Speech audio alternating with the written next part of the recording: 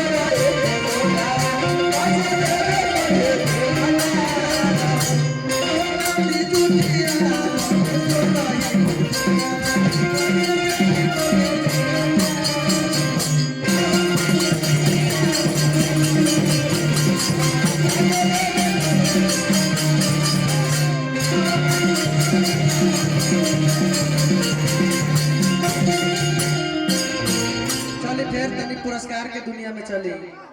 देखिए हमारा बुटाई रहे खानपुर निवासी के तरफ से 151 रुपए के पुरस्कार है हमारा मंडली के तरफ से हार्दिक अभिनंदन बा।